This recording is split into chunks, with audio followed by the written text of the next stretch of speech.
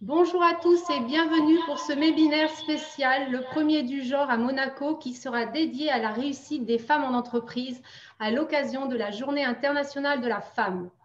Je suis Virginie Gianangeli, je dirige la cellule opérationnelle du Monaco Economic Board que j'ai rejoint il y a maintenant 13 ans.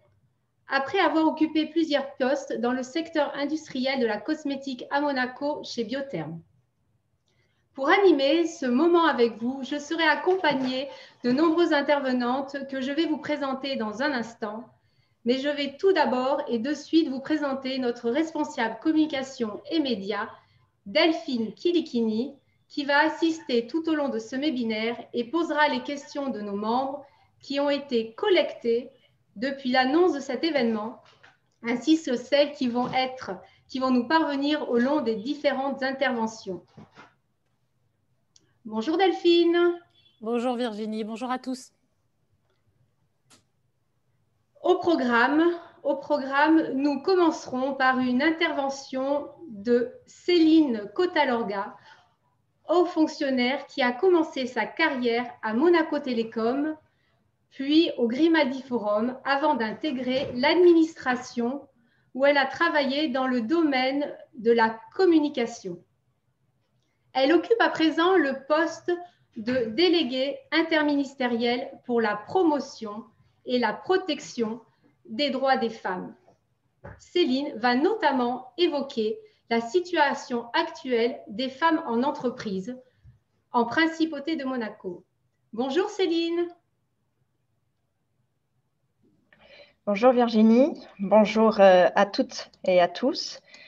Et merci pour votre invitation et bravo au Monaco Economic Board pour cette initiative qui permet de mettre en avant aujourd'hui la richesse des talents à Monaco et des talents féminins dans le monde de l'entreprise. Alors, je vais commencer par… Oui. Juste une petite question, excuse-moi Céline, je te coupe. Je vais présenter en fait toutes nos interlocutrices et après je te redonnerai la parole pour pouvoir en fait faire ton intervention. Donc, ce sera ensuite au tour de Johanna Audrouge, la très dynamique nouvelle présidente de l'Association Femmes des chefs d'entreprise de Monaco, élue en septembre 2020, qui va nous dire un mot de bienvenue et nous donner un aperçu de cette association, pas comme les autres en fait, qui met en valeur les femmes qui réussissent. Née au Sénégal, Johanna a grandi à Monaco, puis a tout d'abord choisi la carrière d'avocate, mais sa fibre entrepreneuriale l'a très rapidement en fait amenée à s'investir dans Mercure International, la société d'import et sport créée en Principauté en 1986 et qui compte aujourd'hui 250 points de vente alimentaires, sport et mode dans 18 pays sur 3 continents et compte 5000 collaborateurs. Johanna, nouvellement arrivée à la présidence de l'Association des femmes chefs d'entreprise, va nous parler de son étonnant parcours. Bonjour Johanna. Johanna, je pense Bonjour Virginie, je remettais le mot. Bonjour, merci pour la présentation. Nous rentrerons ensuite dans le vif du sujet avec le témoignage de 4 femmes exceptionnelles qui ont mené 4 brillantes carrières en Principauté de Monaco et vont nous parler de quelques écueils qu'elles ont pu rencontrer au cours de leur carrière, mais surtout de la résilience et de la détermination avec laquelle elles ont triomphé de ces obstacles pour obtenir la réussite. Nous commencerons par Madame Anne-Marie Noir, de formation psychologue clinicienne, diplômée de l'IAE de Paris en administration des entreprises. Anne-Marie Noir a tout d'abord travaillé en tant que professeure de psychologie et responsable de formation en recrutement avant de rejoindre les laboratoires Acepta en 1994, avant d'en devenir présidente directrice générale depuis 2002. Elle s'efforce de développer les laboratoires en favorisant l'innovation et la renommée du Made in Monaco à l'international. Anne-Marie Noir nous parlera de la façon dont elle a repris la gestion de la société et donnera un avis éclairé, grâce à son expérience, sur les tendances actuelles de la place des femmes en entreprise. Bonjour Anne-Marie.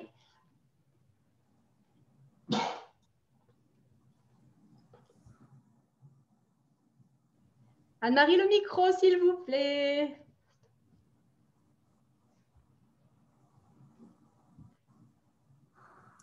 Anne-Marie, il faut que vous… Voilà. Ça marche? Désolée. Oui, tout à fait. Bonjour Anne-Marie. Bonjour Virginie, bonjour à toutes et puis merci pour cette belle présentation. Voilà, je vais continuer. Donc, nous aurons ensuite le plaisir de vous présenter Victoria Stevenson, directrice de l'hôtel Columbus Monte Carlo.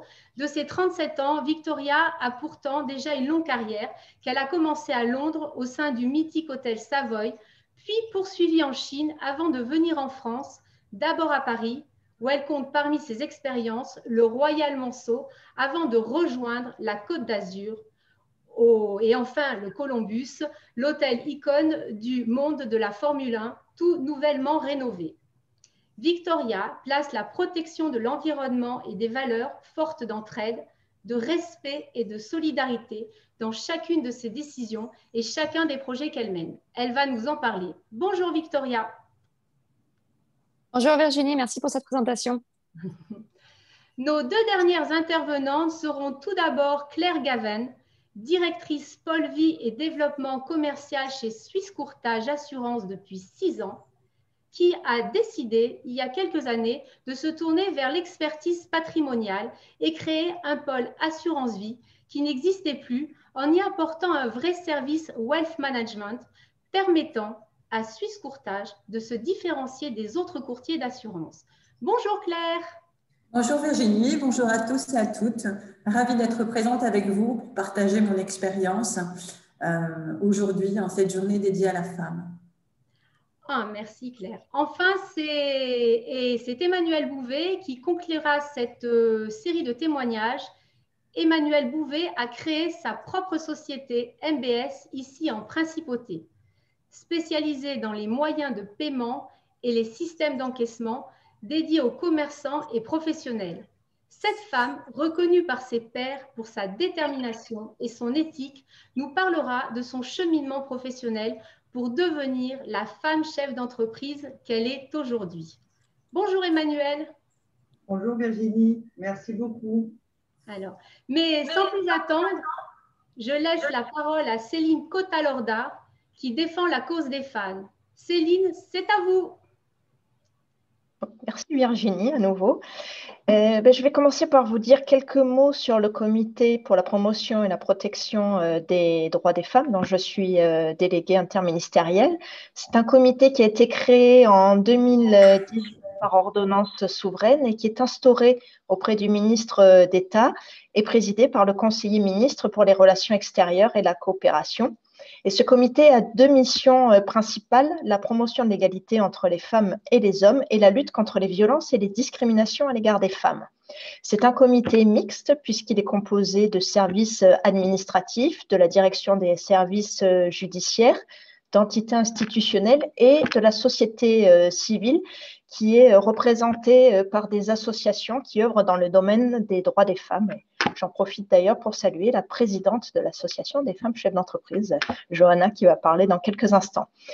Je vais donc dresser un premier état des lieux sur la base des chiffres disponibles à Monaco, chiffres qui sont fournis par l'INSEE. Puis j'évoquerai quelques réflexions sur la réussite des femmes en entreprise. Alors, il faut savoir que dans le monde, seulement 1 cadre sur 4 est une femme, selon une étude qui a été publiée par ONU Femmes en 2020. À Monaco, les femmes restent encore minoritaires dans l'entreprise, même si leur place progresse. Selon l'INSEE, qui a publié un focus sur la place des femmes dans le monde de l'entreprise et sur les femmes salariées du privé, il y a environ 30% de femmes qui sont inscrites au RCI actuellement et seulement 21,4% qui sont représentées dans les sociétés anonymes monégasques. Donc, c'est assez peu. Et au niveau de la population salariée, il faut savoir que les femmes représentent 40% de cette population. Par ailleurs, les femmes sont majoritaires dans les petites structures de moins de 5 salariés. Au niveau des secteurs d'activité, là aussi, il y a une grande disparité dans la répartition hommes-femmes suivant les secteurs. Les femmes sont par exemple très majoritaires dans le secteur de l'administration, de la santé, de l'action sociale. Et par contre, elles sont très minoritaires dans le domaine de la construction, dans tout ce qui touche à l'informatique, le numérique, la communication et dans le transport. Mais il y a quand même des secteurs qui sont paritaires à Monaco, comme le commerce de gros, le commerce de détail, les activités financières et l'assurance et le secteur des services en général. Autre donnée importante que je voudrais souligner dans cette introduction, c'est le temps de travail. Les femmes salariées travaillent plus souvent à temps partiel que les hommes. Il faut savoir qu'une femme sur deux travaille moins de 39 heures par semaine. Et donc, ce temps partiel est peut-être un choix, mais c'est souvent aussi une obligation pour les femmes pour parvenir à concilier aussi bien la vie privée que la vie professionnelle. Et puisque nous allons évoquer tout à l'heure avec les différentes intervenantes leur parcours et leur expérience, il me paraissait important de souligner que cette articulation entre vie professionnelle et vie privée est vraiment centrale dans la problématique de la place des femmes en entreprise et de leur réussite.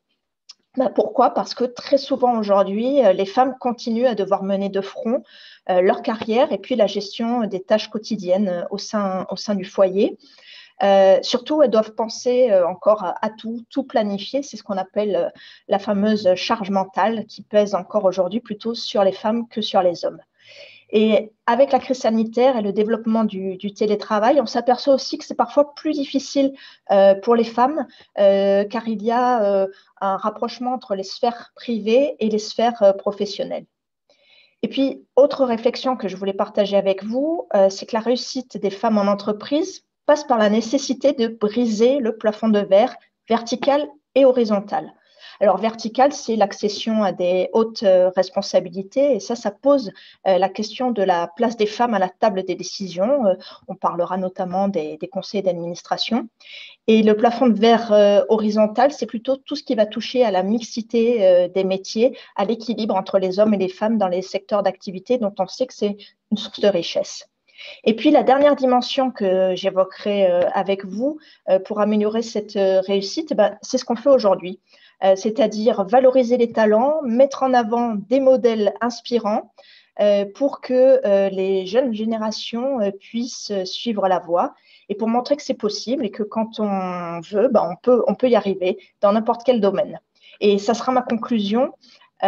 Puisque notre webinaire se déroule dans le cadre de la Journée internationale des droits des femmes et que c'est un jour où les femmes sont reconnues pour leur réussite et leur réalisation, moi j'ai envie de dire que cette réussite, elle est possible, elle est à notre portée et que c'est avant tout un état d'esprit.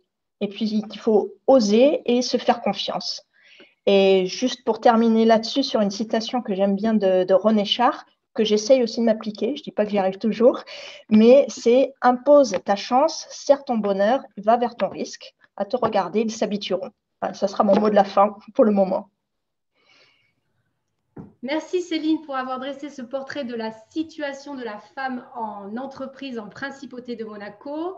J'appelle à présent Johanna Audrouge à parler plus précisément des femmes qui réussissent.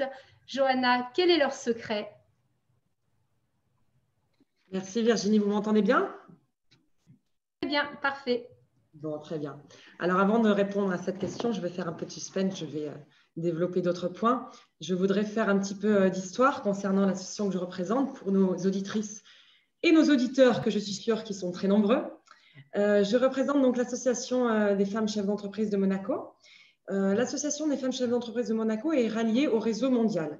Le réseau mondial de l'Association mondiale des femmes chefs d'entreprise a été créé en 1945, à la fin de la Seconde Guerre mondiale, où nombreuses ont été les femmes dont les maris défunts étaient morts au combat, qui ont dû reprendre les entreprises afin d'assurer la survie économique. C'est donc dans ce contexte d'un paysage économique jusqu'alors dominé par les hommes, où ces femmes, sous l'impulsion d'une présidente et d'une femme très engagée, qui ont créé ce mouvement de solidarité afin de s'entraider pour devenir des chefs d'entreprise. Aujourd'hui, dans plus de 120 pays dans le monde et sur 5 continents, vous trouvez une association des femmes chefs d'entreprise ralliée à ce mouvement mondial, ce qui représente plus de 5 millions d'entreprises.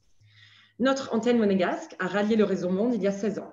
Nous comptons aujourd'hui une 60aine de membres et d'entreprises en principauté, un chiffre important au regard de la taille de notre petit pays. Nos membres regroupent des femmes chefs d'entreprise, mais aussi des cadres d'entreprise. Nos points communs étant l'esprit d'entreprise et d'entreprendre. Nos membres sont dans des domaines d'activité très variés en principauté de Monaco, de la mode à la logistique et les transports, en passant par la construction de les assurances, la planification successorale, la banque, l'événementiel, la communication, la fabrication de minuterie mécanique, les cosmétiques, l'art, le voyage, la joaillerie et même la fabrication de café bio. Et je n'aurai vraiment pas assez de temps pour dresser toute la longue liste de nos nombreuses activités. Nous avons même la chance de compter parmi nous Alexia Barrier, la navigatrice, qui vient de franchir il y a quelques jours la ligne d'arrivée de son premier Vendée Globe après 111 jours seule en mer.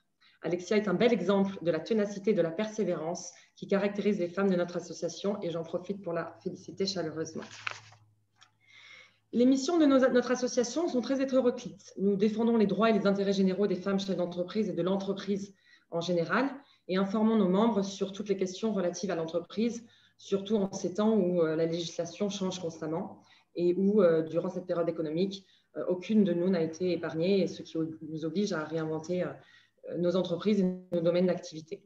Nous collaborons avec les instances économiques monégasques, notamment avec Madame Céline Cotalorda, présidente du comité des droits des femmes, et aussi avec donc, le Monaco Economic Board aujourd'hui. Et je remercie chaleureusement Guillaume Rose et toute son équipe féminine pour cette initiative.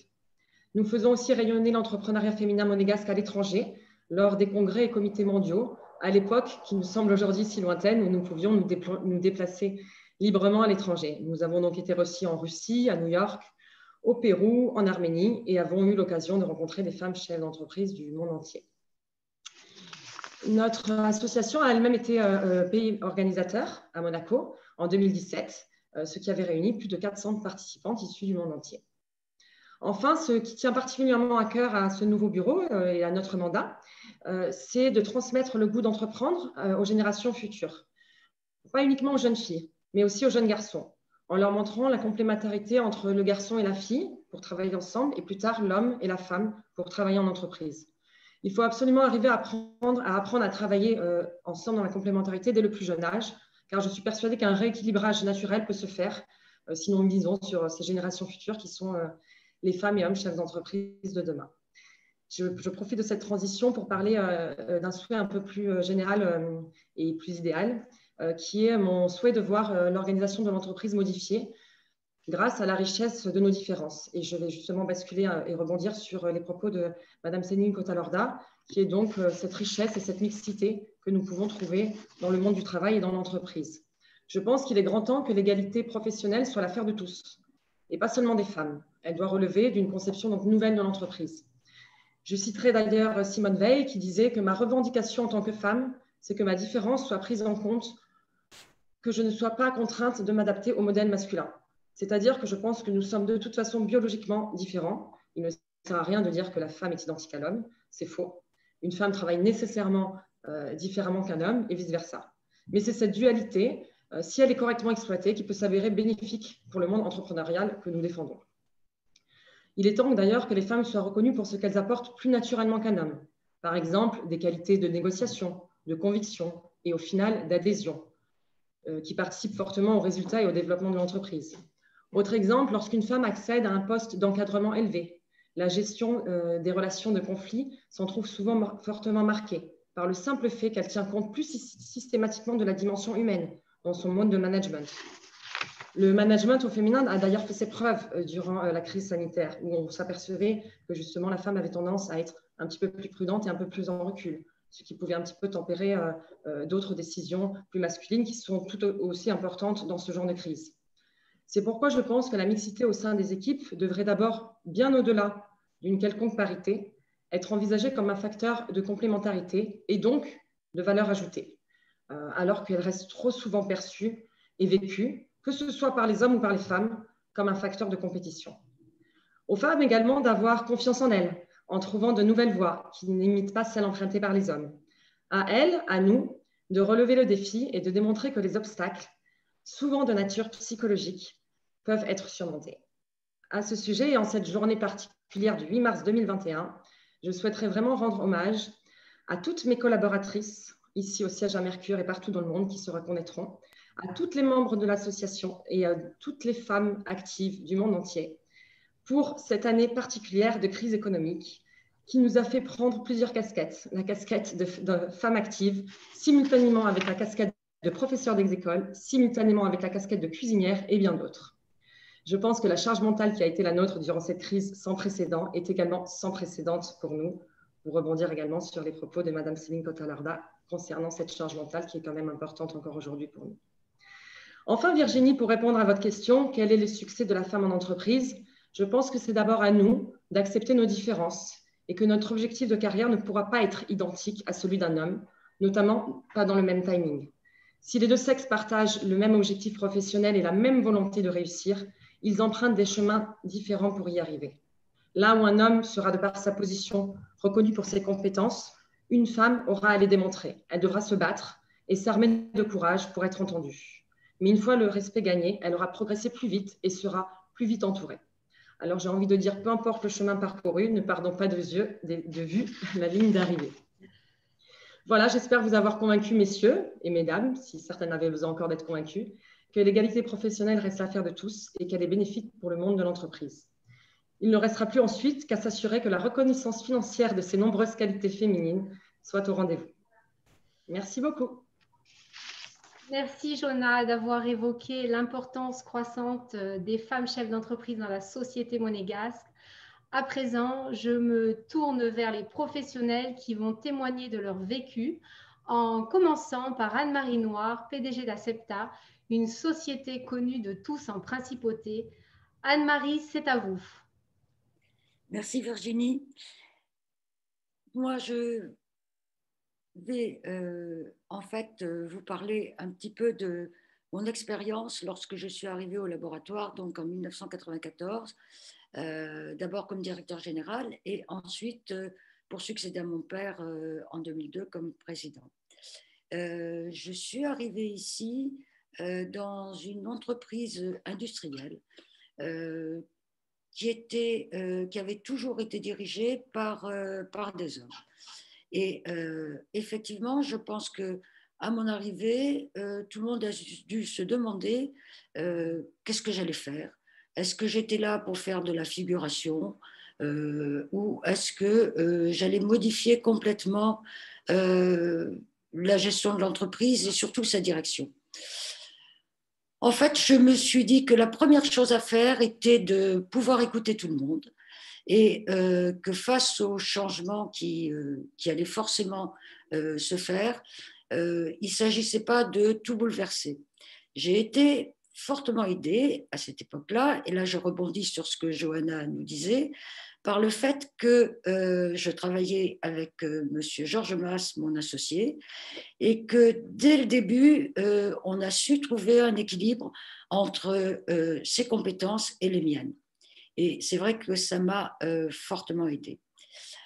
À partir de là, j'ai décidé que j'allais écouter tout le monde. Et là, je pense que c'est quelque chose qui était un petit peu nouveau dans l'entreprise, à savoir que je voulais avoir les opinions et ceux qui pensaient qui marchait bien dans l'entreprise, ceux qui pensaient qui marchait moins bien, et d'essayer de trouver ensemble des solutions à ces différents problèmes.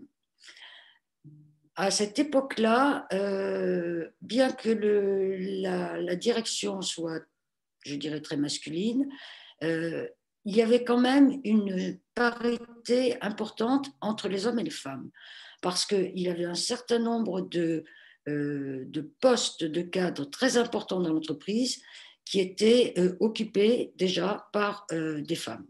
Et depuis toujours, on a à peu près une parité entre hommes et femmes, suivant les différents postes de la société. J'ai essayé de démontrer, effectivement, au cours de toutes ces années, que j'étais là pour assurer la pérennité et le devenir de l'entreprise, son indépendance et aussi son côté familial avec toutes les relations qui existaient entre tous les collaborateurs. Et dans cette optique-là, c'est vrai que ma porte est toujours ouverte. N'importe qui dans l'entreprise, quel que soit son poste, peut me demander un entretien lorsqu'il se retrouve confronté soit à des problèmes professionnels, soit à des problèmes personnels. Parce que c'est important aussi de pouvoir s'intéresser aux problèmes personnels. Si les gens se sentent, pour des raisons personnelles, mal dans leur peau, il est bien évident qu'ils ont aussi beaucoup de mal à bien travailler. Une autre chose qui me paraît importante dans l'entreprise, c'est de pouvoir le plus souvent possible faire appel à l'humour. L'humour est une force qui permet très souvent de débloquer des conflits, de prendre du recul par rapport à des problèmes difficiles. Et ça me paraît quelque chose de très important. Le rire est quelque chose qui fait énormément de bien à tout le monde, que ce soit les hommes ou les femmes. Autre chose aussi qui m'a paru importante, c'est de pouvoir faire comprendre à tout le monde, ce qui n'était pas vraiment la culture de l'entreprise, je dois dire, qu'on a le droit à l'erreur. On a le droit à l'erreur au niveau du management. L'essentiel est qu'à partir des erreurs que l'on peut commettre, et j'en commets comme tout le monde, on en tire quelque chose de positif pour l'avenir. Et ça, c'est quelque chose qui n'est pas forcément facile à reconnaître. Or, ça me paraît indispensable au niveau de la gestion d'une entreprise et du management. Voilà en gros mon parcours et la façon dont j'ai essayé le mieux possible de montrer que c'était comme ça que l'on allait réussir. Voilà ce que je peux dire de mon parcours. Et puis après, je vous parlerai peut-être plus précisément des difficultés en tant que femme, effectivement, qu'on peut rencontrer, comme le dit Johanna, parce qu'on fait un double travail, et un travail professionnel et un travail familial. Merci Anne-Marie. Anne-Marie a eu l'occasion dans sa longue carrière de connaître des postes rarement occupés par des femmes et qui le sont à présent. Un bel exemple en est celui de Victoria Stevenson, la directrice de l'hôtel Columbus. C'est à vous, Victoria. Merci Virginie. Merci au Monaco Economic Board pour ce webinaire aujourd'hui et pour l'invitation. Je suis très fière d'être parmi vous aujourd'hui en tant que femme, mais surtout en tant que seule femme dirigeante d'un établissement hôtelier en principauté de Monaco. C'est dommage, c'est regrettable et j'espère que cette solution évoluera rapidement. Et je pense qu'en cette journée de la femme, c'est le bon moment pour y croire et pour l'exprimer. Je ne suis pas particulièrement féministe, mais j'ai envie de partager avec vous les difficultés qu'on peut rencontrer en tant que femme dans cet univers. Le monde de l'hôtellerie a un ratio homme-femme quasi équivalent dans le secteur, dans sa globalité. Mais arrivé à certains niveaux, c'est plutôt les hommes qui dirigent les établissements hôteliers ou les métiers de tête. Donc, je voulais partager ça avec vous. Et on m'a demandé de partager avec vous mon évolution au sein du Columbus, mes responsabilités et la façon dont je gère mes fonctions au quotidien. Ce métier, pour moi, est un choix de cœur, une passion. J'ai décidé à l'âge de 12 ans que je souhaitais faire de l'hôtellerie autour d'un dîner familial. Et ce sont souvent les détails, les petites choses qui lancent une carrière. Je pense qu'il faut y croire, suivre son instinct, ne pas perdre sa route. Et surtout quand on vous fait beaucoup de conseils, on vous conseille de faire autre chose que votre passion ou vos choix.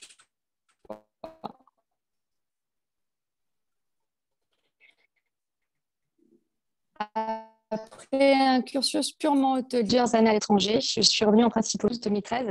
Et tout le temps dans les entretiens d'embauche, c'est où vous voyez-vous dans 2, 3, 5, 10 ans. Et au bout d'un moment, je me suis posé la question et j'ai très vite su que je souhaitais être directrice d'un hôtel, mais en même temps être mère. Et tout ça, cela passe par des choix. Et dans cet objectif, je voulais faire tout ça avant mes 35 ans. Donc, un petit challenge personnel que j'ai réussi avec fierté parce que j'ai repris la direction de l'hôtel Columbus à 34 ans, juste avant mes 35 ans. Et en même temps, j'étais jeune maman. Je suis quelqu'un qui me donne à 100% dans tout ce que je fais. Et quand j'ai décidé que je voulais être maman, il fallait que je me donne 100% aussi dans cette partie-là de ma vie. Et ça m'a demandé de faire des choix. Et ce choix était un petit peu comme a dit Johanna, on ne fait pas à la même vitesse que les hommes. j'ai mis de côté un petit peu ma carrière pendant un moment pour pouvoir m'épanouir dans mon rôle de mère et me consacrer pleinement, à cette partie-là de ma vie. C'est ce qui m'a amené aujourd'hui à être au Columbus. En 2014, j'ai pris le choix de ne plus être responsable d'un département comme je l'étais jusqu'à à présent et d'intégrer le service commercial qui m'a permis d'avoir des horaires, on va dire, un peu plus adaptés à cette période-là de ma vie, mais qui en même temps m'a ouvert d'autres portes et d'autres opportunités. J'ai découvert la vente et la stratégie au niveau d'un établissement hôtelier et qui m'a donné la chance aujourd'hui d'être où je suis aujourd'hui parce que j'ai eu la possibilité de découvrir d'autres métiers dans le secteur de l'hôtellerie. En 2017, l'hôtel lance un gros projet de rénovation, de rénover entièrement l'hôtel et en même temps de le restructurer. Et la création d'un poste de directrice ou de directeur d'hébergement s'est ouvert. Et c'est un poste auquel je suis arrivée. Cette partie-là m'a remis dans la partie opérationnelle de ma carrière. J'étais partie un peu plus sur l'administratif, le back of house, comme on dit. Et ça m'a demandé un investissement de repasser, de jongler cette partie-là de ma vie avec ma vie familiale, avec des horaires qui sont un peu moins adaptés. On sait quand est-ce que commence la journée, mais on ne sait jamais quand elle se termine. Et l'avantage, c'est qu'en tant que femme, notre capacité de s'organiser et de combiner deux rôles est un peu plus naturelle chez nous que chez les hommes. Depuis ce jour, j'ai eu de la chance de diriger le Columbus et des équipes qui sont aujourd'hui, pour moi, une famille où l'humain est au cœur de notre entreprise et où on a comme objectif avec le département des ressources humaines de promouvoir un cadre de travail qui permet d'avoir un équilibre sain entre la vie personnelle et la vie professionnelle qui est extrêmement important. Et je pense d'autant plus après cette crise que nous traversons depuis très longtemps où on doit combiner une partie de notre vie professionnelle chez nous. Pour revenir sur la partie sur qu'est-ce que mon quotidien. Mon quotidien est de garantir la satisfaction clientèle, mais aussi celle de mes équipes. Le métier de directeur général d'un hôtel est coupé lui aussi entre deux fonctions.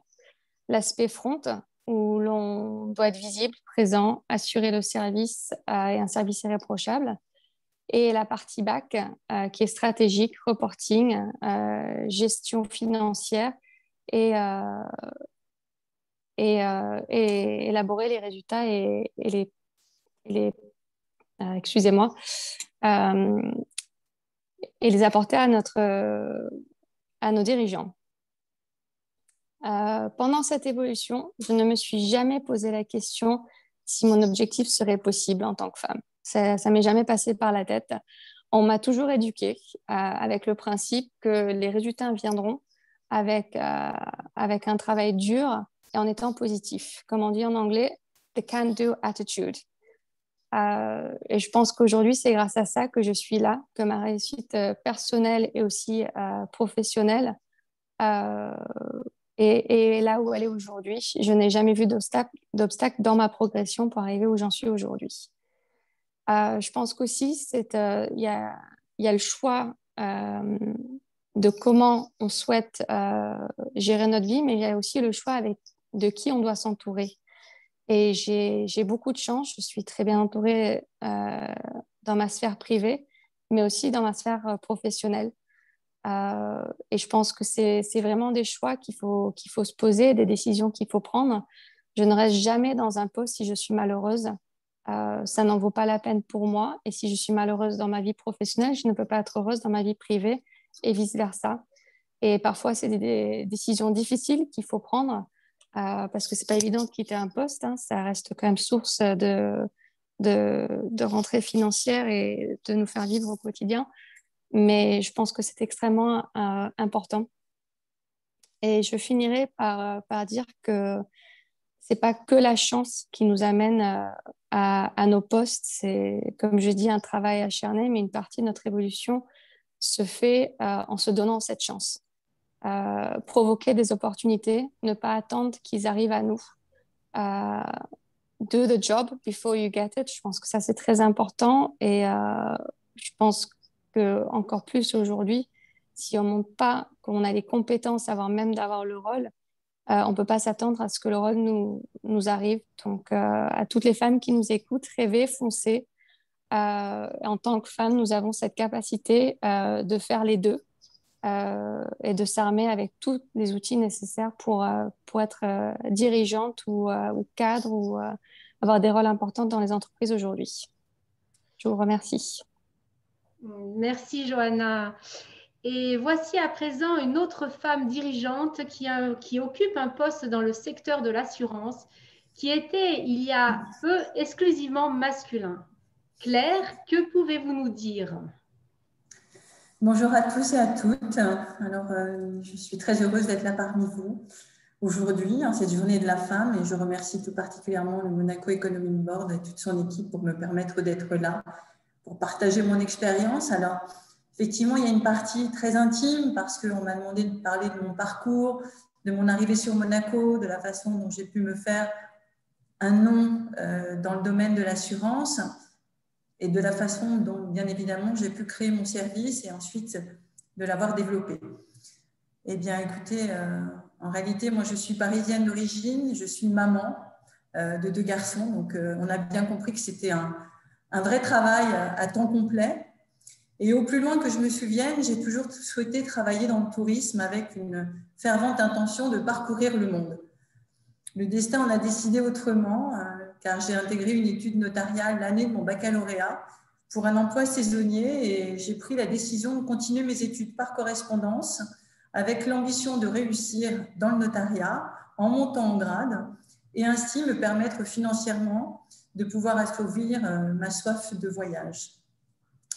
Comme indiqué par Virginie, j'ai donc passé une grande partie de ma carrière dans le domaine juridique, 16 années au total, me permettant ainsi d'acquérir de solides connaissances en droit immobilier et en droit de la famille. Et c'est finalement dans l'expertise patrimoniale, en 2003, que j'ai trouvé ma voie en intégrant le pôle patrimonial de la compagnie Allianz, qui est une compagnie d'ailleurs avec laquelle je travaille aussi aujourd'hui, où j'ai découvert l'approche commerciale, cette relation client qui me fait vibrer, auquel je pouvais associer le conseil.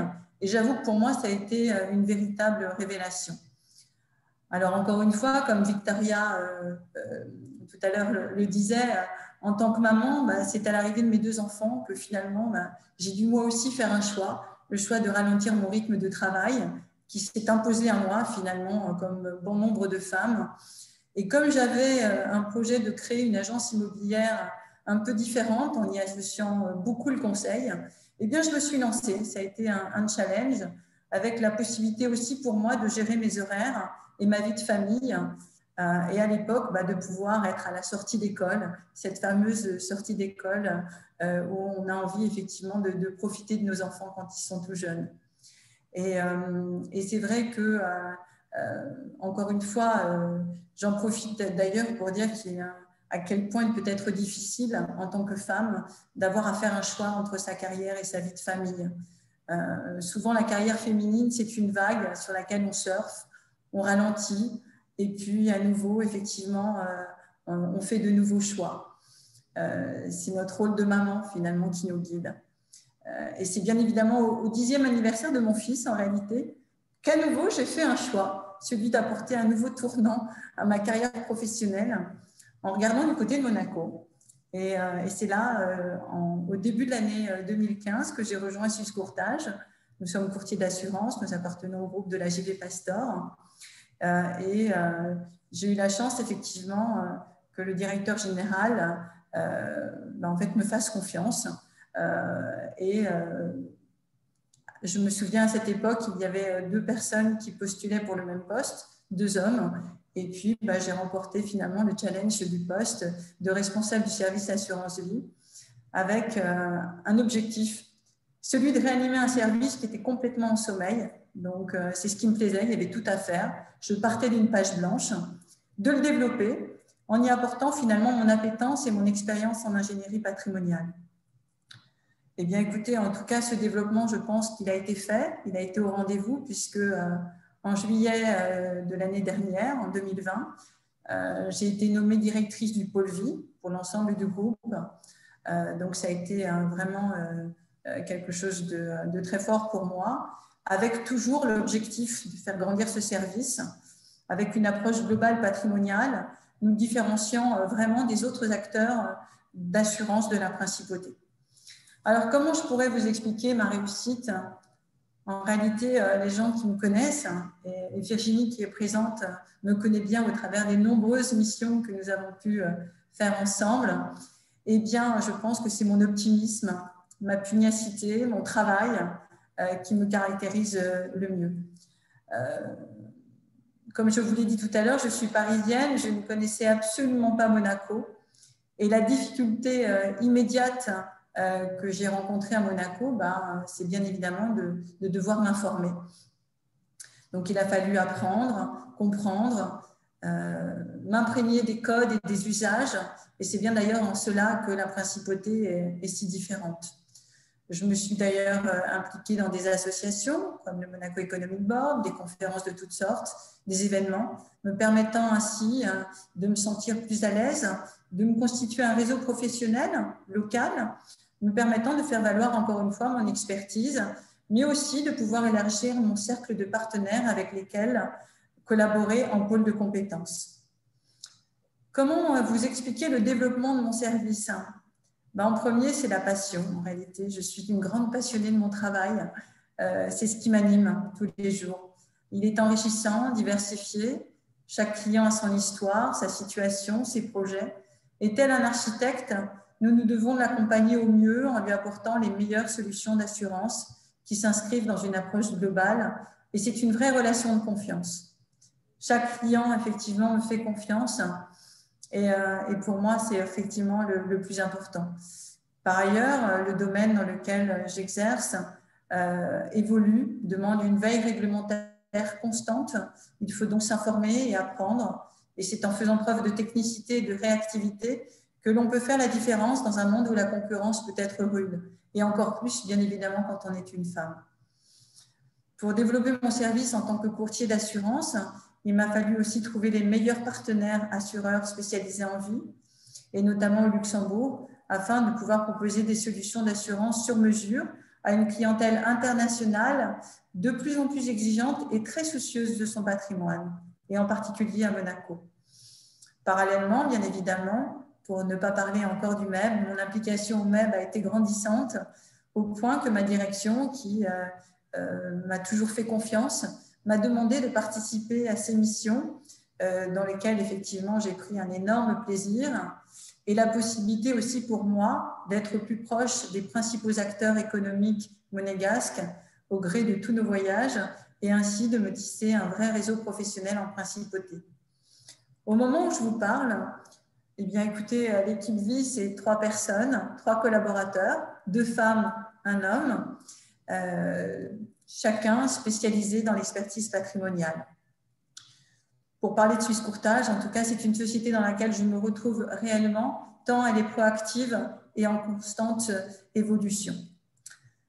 Je profite d'ailleurs de cette journée de la femme pour prendre la parole, notamment sur un sujet qui me porte à cœur, qui est une solution d'assurance. Alors, c'est une solution d'assurance qui, somme toute, est importante en cette période de crise sanitaire, dont on a beaucoup parlé et dont on parlera encore beaucoup, malheureusement, et qui a généré finalement une vraie inquiétude sur la santé de chacun et de chacune d'entre nous.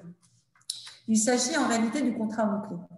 Alors, que l'on pourrait aisément décliner dans un contrat que l'on pourrait appeler femme-clé, tant la femme peut elle aussi être importante dans une entreprise.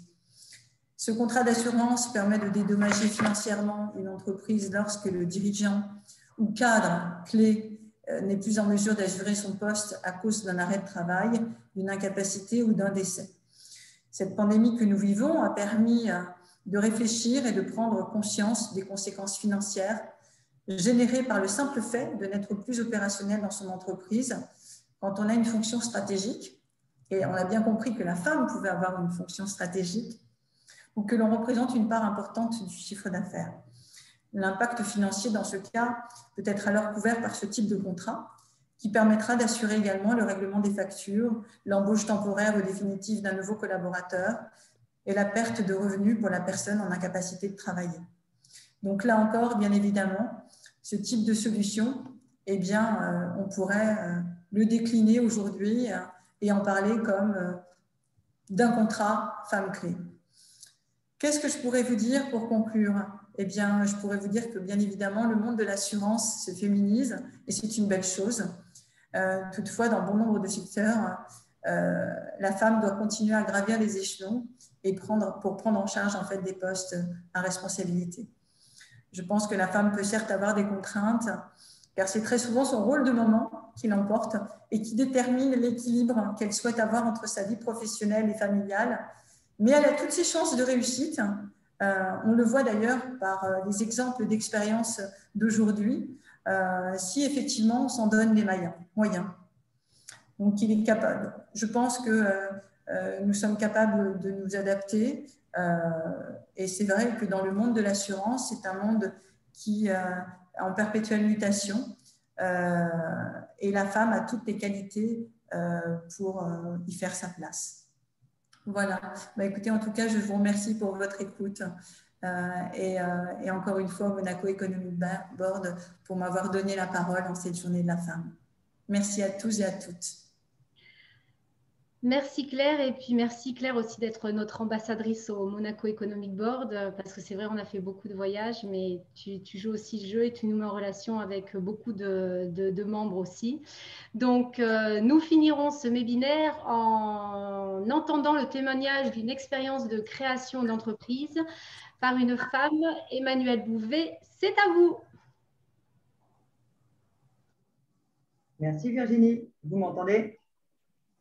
Parfait. Super.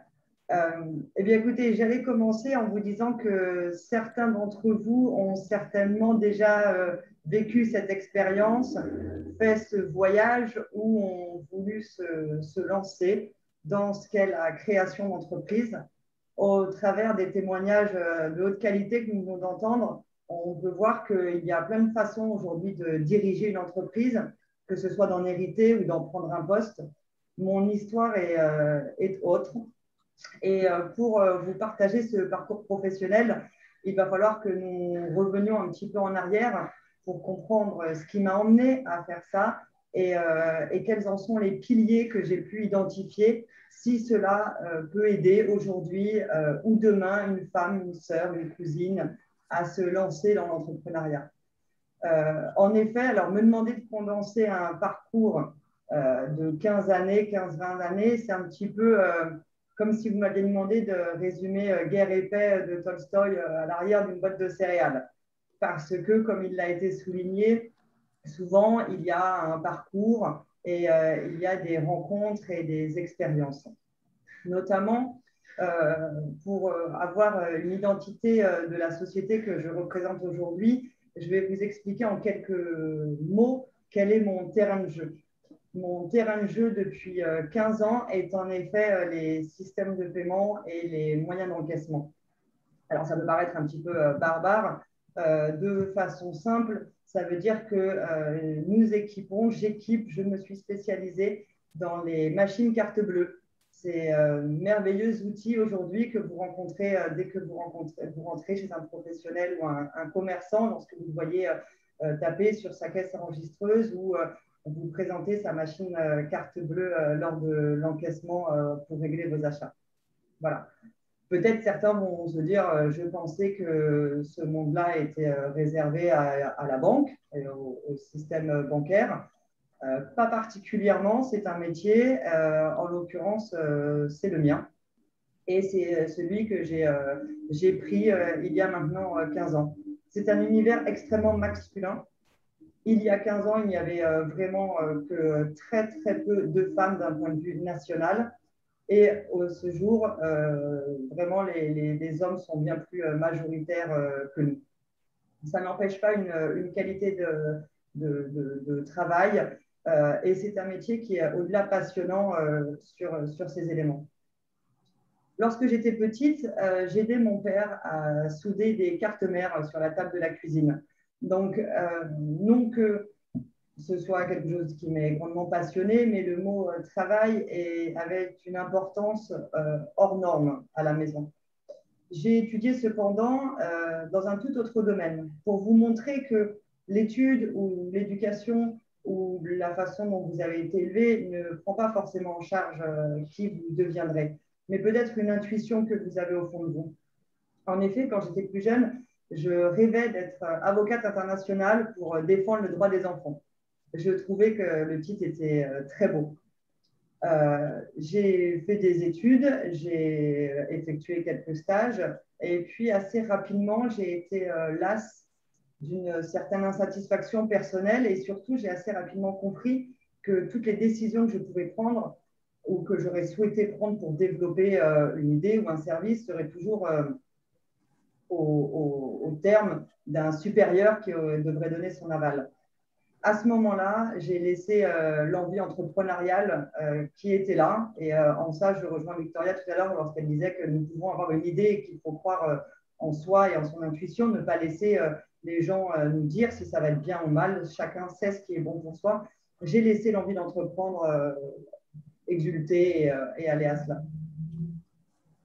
De ce fait, j'ai démarché les clients. Vous imaginez bien que lorsqu'on a 25 ans, que j'ai créé ma société, que j'ai une certaine impertinence et insouciance certainement propre à la jeunesse, en démarchant les gens la première fois, j'ai encore souvenir de cette pochette que je portais dans mes mains et qui vraiment déteignait sur ma main de peur et d'un petit peu de peur. On va rester, je n'ai pas le mot qui me vient, en allant voir mes premiers prospects. J'ai essuyé énormément de refus. Les gens me voyant, ne sachant si c'était être jeune ou être femme, prenaient malgré tout cela comme une espèce d'inexpérience, d'incompétence. Et il a fallu que je travaille là-dessus. Il a fallu que je fasse des choix. Il a fallu que je choisisse entre aller boire un verre le soir avec les copains quand les gens ont pu terminer et au contraire, non, de rester à travailler et de pouvoir améliorer toutes mes qualités que j'ai voulues pour le départ technique. Pour pouvoir, dès lors que j'allais rentrer chez des clients, avoir ma légitimité. J'ai voulu acquérir ma légitimité et pour cela, oui, je pense avoir peut-être travaillé plus ou avoir pu mettre en avant des atouts qui étaient sur la nécessité de faire un choix. Au-delà de ça, lorsque les compétences ont su rassurer les premiers clients, qu'ils y ont vu eux-mêmes un engagement et une partie gagnante-gagnante de gagner et de travailler avec une entreprise qui était locale, qui était dynamique, qui était jeune, qui était compétente, quelque part un petit peu, la voie était ouverte et la confiance pouvait naître. Pendant quelques années, soyons certains, les choses ne sont pas forcément très faciles et j'assurais donc le service commercial le matin, le service technique l'après-midi, la comptabilité le soir et administratif la nuit. Au bout de 5 ans de cette vie à peu près et de toutes ces petites casquettes qui m'ont tenu et pour lesquelles dans ces moments-là et avec la rétrospective que vous m'avez offerte, je m'aperçois que je crois que ma famille a été les seules personnes à inébranlablement me soutenir et je les en remercie. Au bout de ces 5 ans, une entreprise a été à vendre. Je me suis dit, tiens, ça m'intéresse, pourquoi pas. Donc, je suis allée voir mon banquier et je lui ai dit, prêtez-moi un petit peu d'argent, s'il vous plaît, pour ne pas que j'ai à sortir tous mes fonds propres.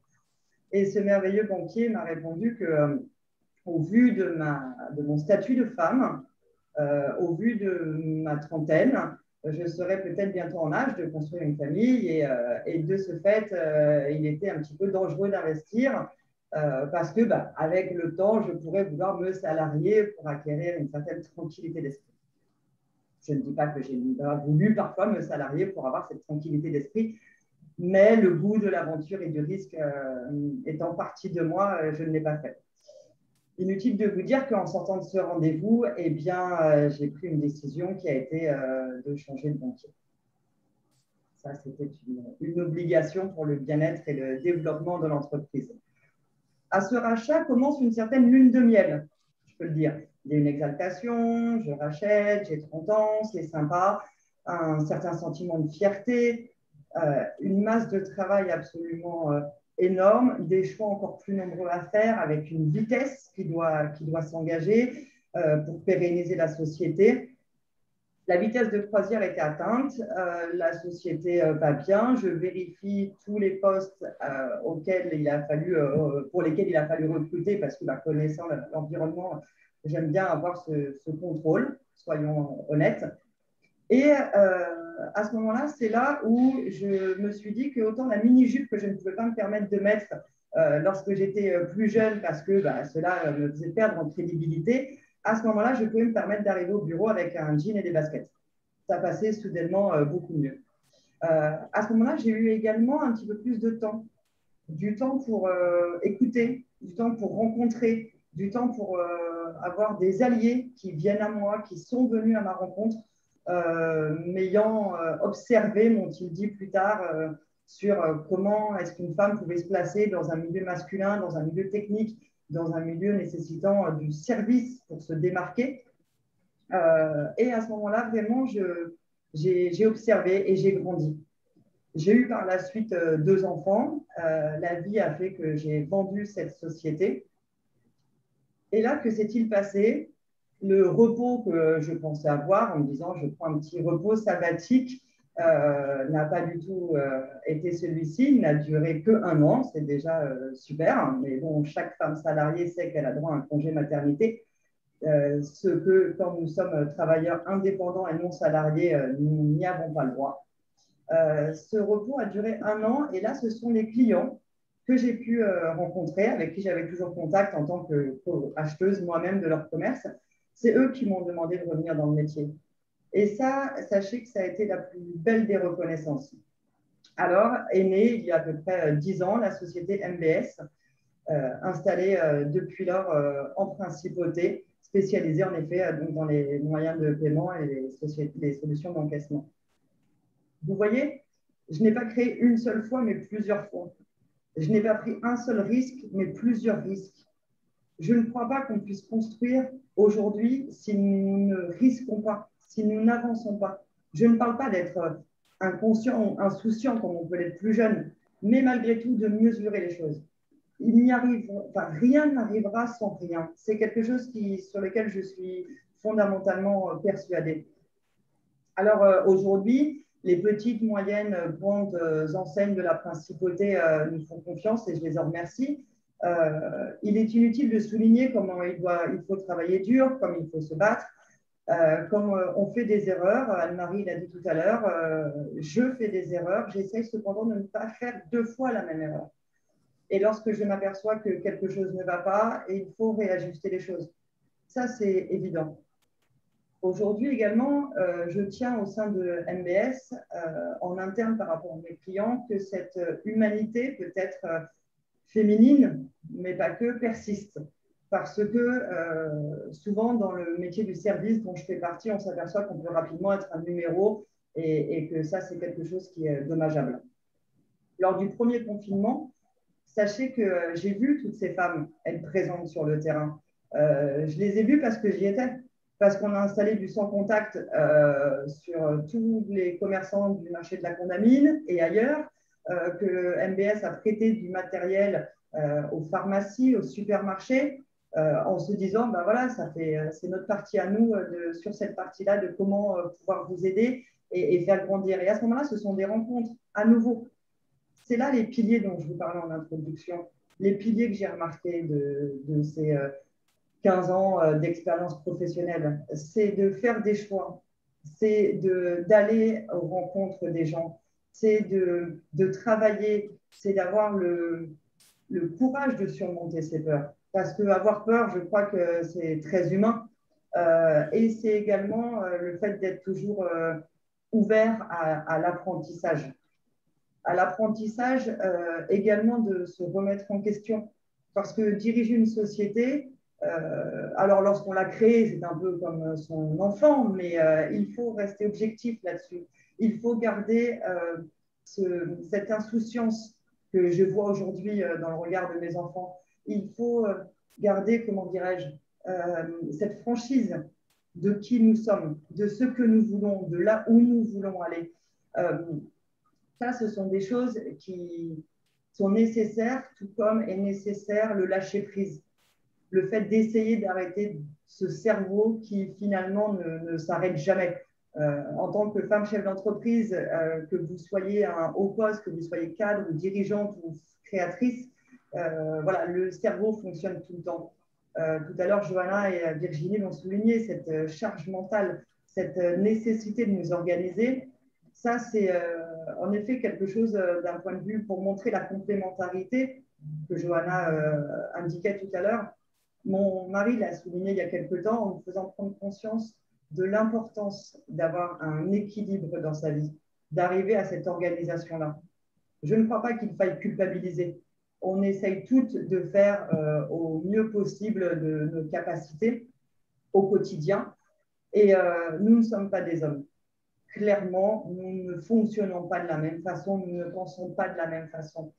Et de par mon départ, j'ai appris et je retiens qu'il n'est pas normal, malheureusement encore à ce jour, et pardon si je vous choque, mais que nous, mesdames, ayons à nous travestir pour acquérir cette crédibilité. Nous sommes extrêmement complémentaires. Nous devons, je crois, surtout oublier nos carcans, le patriarcat qui nous est indiqué, dans lequel nous vivons, par lequel un homme doit faire ceci et une femme est meilleure à cela, et simplement, dans le respect de l'autre, travailler. C'est quelque chose qui m'est très important. Et si pour conclure, je devais vous dire à quoi se mérite ou à quoi se mesure la réussite d'une femme en entreprise, pour ma part, si c'est au fait que j'ai une Ferrari dans mon garage, alors je n'ai pas réussi.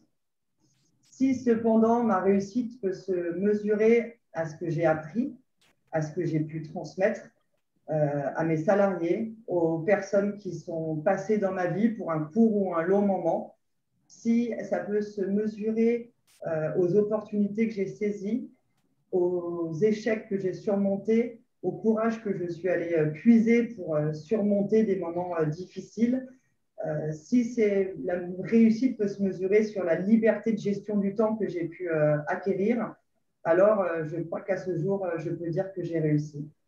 Tout comme je peux dire, pour conclure, que toute femme peut réussir, que toute femme peut y arriver, dès lors qu'elle a bien évidemment de la détermination, de l'envie et le sens du travail bien fait qu'elle pourra mesurer par la suite. Merci. Merci Emmanuelle et merci à toutes pour l'ensemble de ces témoignages qui dressent le portrait complet, je pense, du mode d'emploi de la réussite en entreprise pour une femme en Principauté de Monaco. Nous finirons avec la traditionnelle séance de questions-réponses avec les nombreuses questions reçues en amont et au cours de ce webinaire. Delphine, c'est à vous. Merci Virginie. Merci encore à toutes pour ces témoignages. Alors en effet, on est à peu près à une centaine de participants. On a reçu de nombreuses questions. Je vais commencer par la première et je m'adresse à Anne-Marie Noir, donc des laboratoires Acepta. Anne-Marie, quelles sont les difficultés supplémentaires que peut poser le fait d'être une femme en entreprise? On pense notamment aux rémunérations, aux évolutions de postes au sein d'une même structure. Oui, vous m'entendez? Oui, très bien. Bon, effectivement, si vous voulez, il y a des difficultés supplémentaires pour les femmes en entreprise. Je dirais que, comme nous l'avons toutes relevé, le fait que les femmes aient d'une part à assurer un double travail, c'est une difficulté supplémentaire. Ça demande beaucoup d'organisation, notamment lorsque l'on a des enfants. Bon, parce que moi-même j'ai 3 enfants et donc ça suppose d'avoir une organisation très importante, de pouvoir équilibrer sa vie personnelle et sa vie familiale. Et d'autant plus que moi, ma famille était à Paris alors que je travaille à Monaco. Il y a une autre chose qui est importante au niveau de l'évolution de la carrière professionnelle. C'est vrai que cette évolution, notamment lorsque les femmes ont des enfants, est un peu bloquée par la maternité. C'est des périodes d'arrêt. Il faut ensuite se remettre dans le bain et ça n'est pas forcément toujours facile. Très souvent, ça bloque en partie l'avenir professionnel des femmes. Et à tel point que très souvent, quand une salariée, quel que soit son poste, annonce qu'elle est enceinte, elle risque d'avoir des réflexions peu agréables, alors que c'est au contraire, on doit être très content que quelqu'un vous annonce une prochaine maternité. Je dirais ensuite, si vous voulez, à côté de cette difficulté, je verrai une autre difficulté. Il faut, à travers son travail, quelque part, montrer des compétences plus évidentes que celles qu'on demanderait à un homme. Il faut travailler beaucoup, et ça, tout le monde l'a dit, travailler plus que quelqu'un qui aurait le même poste pour être reconnu. Et c'est quelque chose qui est très important. Et notamment aussi pour arriver à avoir une certaine autorité. Alors, avoir de l'autorité, ça ne veut pas dire être un dictateur, hein, c'est pas du tout ça. Ça veut dire pouvoir comprendre les problèmes, mais en même temps, quand on prend une décision, c'est s'assurer que cette décision, effectivement, les gens la suivent. Les gens la comprennent d'abord, et ensuite, les gens la suivent. Et ça, je pense que c'est quelque chose qui est plus difficile à faire admettre de la part d'une femme que de la part d'un homme. Essentiellement, après, au niveau salarial, c'est vrai que très souvent, les femmes sont au départ moins bien rémunérées que les hommes, à compétences égales. Bon, on essaie d'y remédier le plus possible, mais c'est vrai que ça existe toujours. Alors que normalement, à poste équivalent, on devrait pouvoir avoir le même salaire. Voilà en gros, si vous voulez, les difficultés que je pense qui peuvent être importantes par rapport aux femmes. Je rebondirai aussi sur ce que disait entre autres Emmanuel. Je pense qu'il est essentiel de prendre des risques et de saisir les opportunités lorsqu'elles se présentent, même si ça ne correspond pas exactement à ce que l'on pensait avoir envie de faire au départ. Mais c'est comme ça que l'on avance et à travers ces différentes expériences que chaque fois on peut avancer. Ça me paraît être les points les plus importants par rapport aux difficultés que l'on peut rencontrer en tant que femme. Très bien. Je note qu'il y a une évolution très, très importante. Quand j'ai commencé à travailler, j'avais 22 ans, je travaillais pour un cabinet de recrutement. J'allais dans toute la France, je prenais l'avion, le train le matin à 7h ou à 6h du matin et je me retrouvais avec, dans le même wagon ou dans le même avion, peut-être au grand maximum 2 femmes qui allaient travailler. C'est plus du tout le cas et je trouve que c'est une très bonne évolution. J'insisterai juste sur un point aussi, ça me paraît essentiel pour nos enfants, nos filles, de leur montrer que quand on a envie de faire quelque chose, si on met toute sa volonté, on y arrive. Et que l'essentiel dans la vie, c'est de faire ce qui vous plaît. Voilà. Merci à vous, Anne-Marie, et merci de nous avoir fait profiter de votre expérience. Je m'adresse maintenant à Victoria. Victoria, nous avons une question pour vous. Selon vous, y a-t-il des domaines professionnels dans lesquels hommes ou femmes seraient plus performants ? Non, je ne pense pas. Je pense que c'est une question d'état d'esprit, de point de vue et de motivation, tout simplement. Je pense que tout le monde peut réussir dans tous les domaines s'ils ont cette motivation et l'envie de le faire. Il y a pas de raison. Je pense qu'après, tout le monde apporte sa touche par rapport à sa personnalité. Une femme sera peut-être plus douce, aura peut-être plus l'œil économe, mais il y a des hommes qui ont un œil tout à fait féminin aussi. Dans le secteur de l'hôtellerie, on a des hommes gouvernants qui font le métier tout aussi bien qu'une femme gouvernante. Et on a des chefs en cuisine qui font le métier tout aussi bien qu'un chef. Donc non, je pense que c'est vraiment une question d'état d'esprit. Merci, merci Victoria. Donc là aussi, on voit que les postes évoluent au fil des années. Merci de ce témoignage. Je m'adresse à présent à Claire Gaven. Donc Claire Gaven, vous nous aviez donné des débuts d'informations sur votre parcours. On a reçu tout à l'heure une question d'une de nos participantes. Alors, je vous la lis telle qu'elle. Claire, beaucoup de mamans qui travaillent partagent un sentiment de culpabilité de ne pas arriver à être à la hauteur, ni en tant que maman, ni en tant que professionnelle par manque de temps. Avez-vous ressenti cela? Et si oui, comment l'avez-vous surmonté? Merci Claire.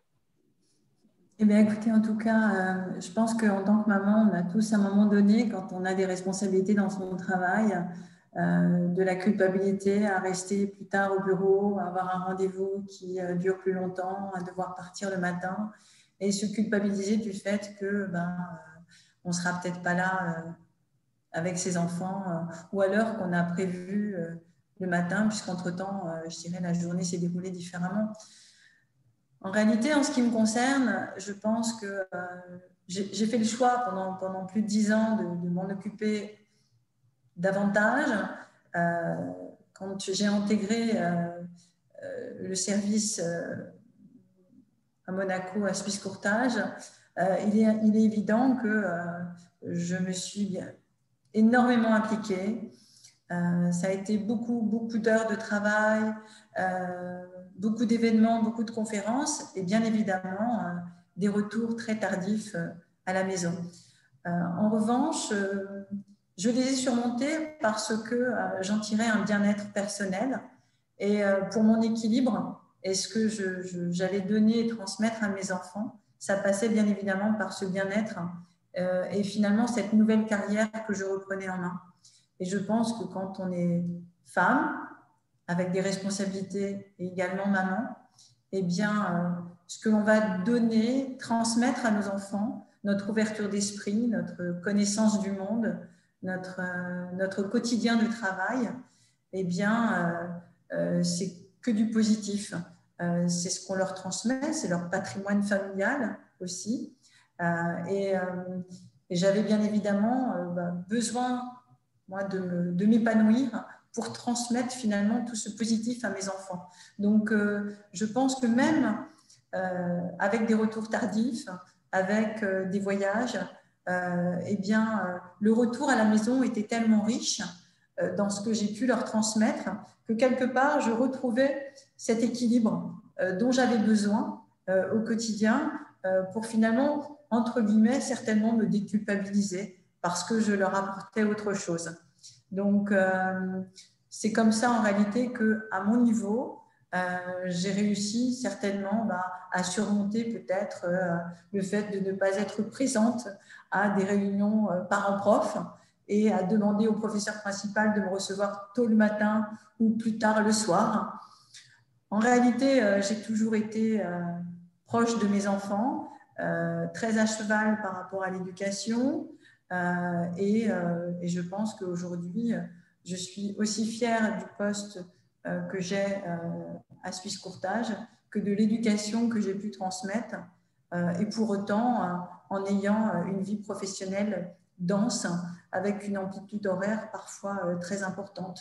Donc, je pense que c'est dans chaque femme, il suffit de trouver son équilibre et ça permet justement de surmonter peut-être une forme de culpabilité si on peut juger que c'est une culpabilité parce que parfois, à l'arrivée du premier enfant, certaines femmes décident de faire un trait sur leur carrière.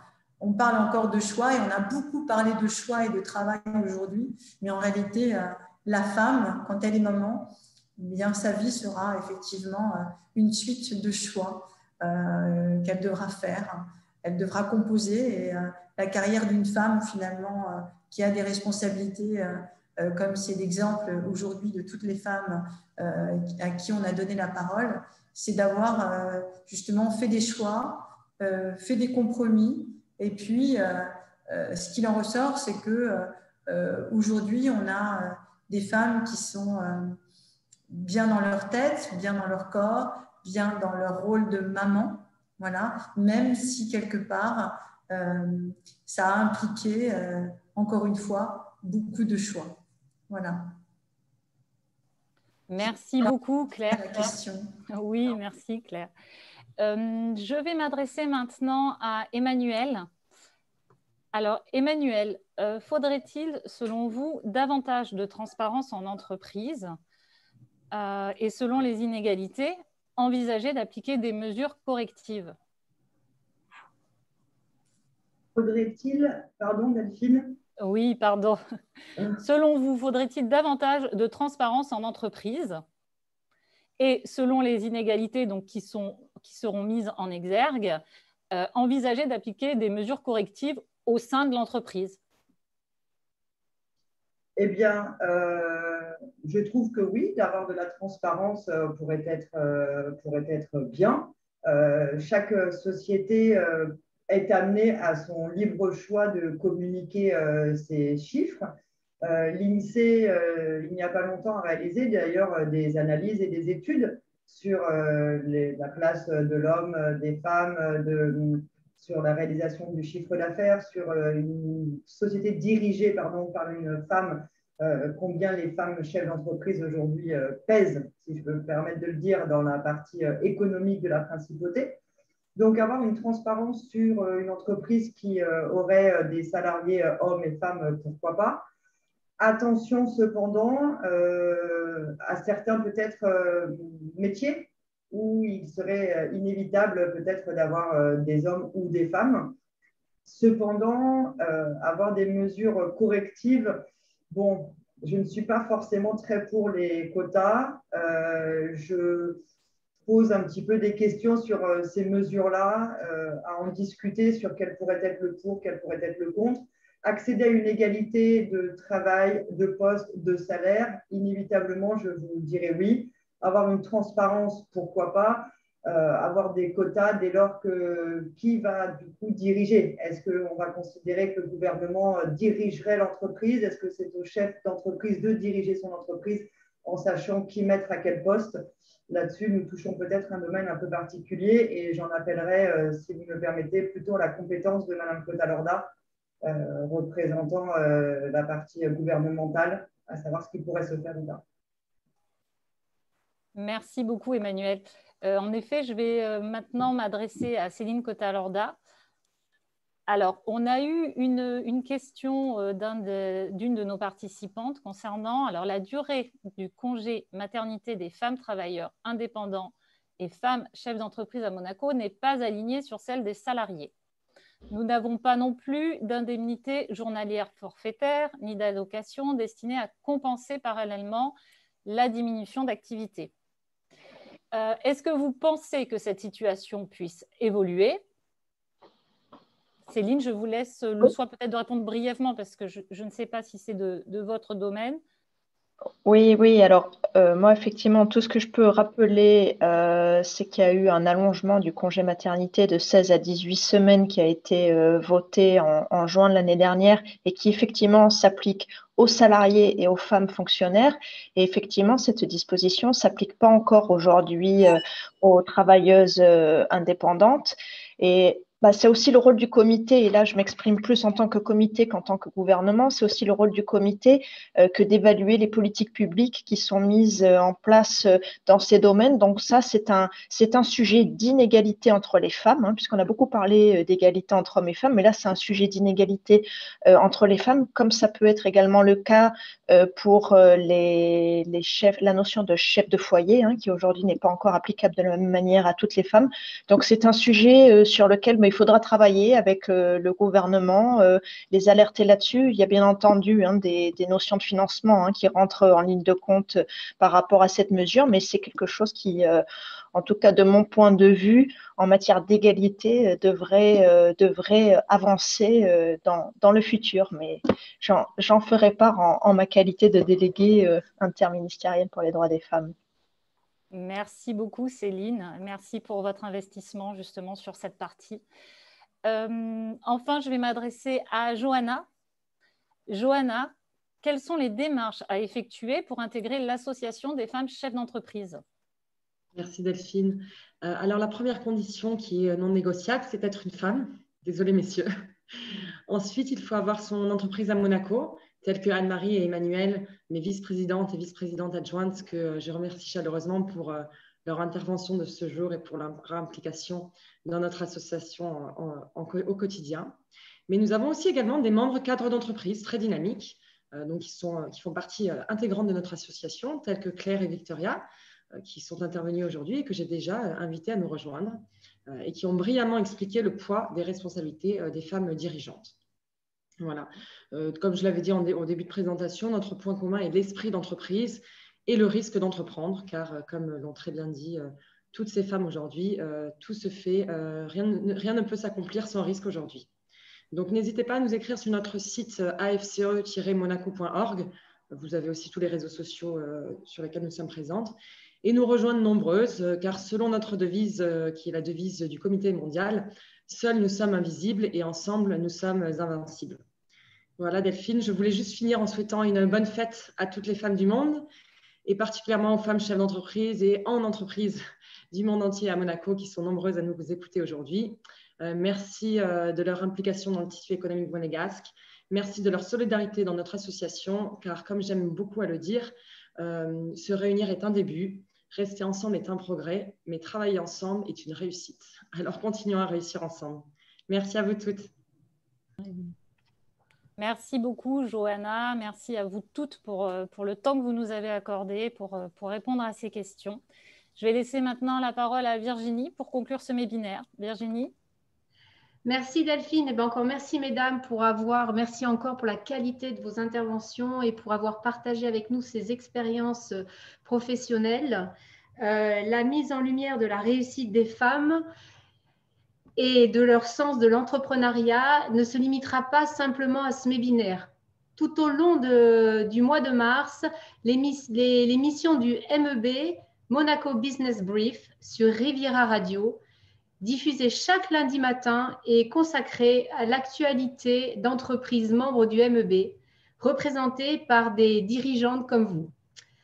À travers ces actions, mais aussi tout au long de l'année, le Monaco Economic Board souhaite aussi braquer les projecteurs sur le rôle des femmes dans l'économie, un rôle pas toujours reconnu contre toute évidence.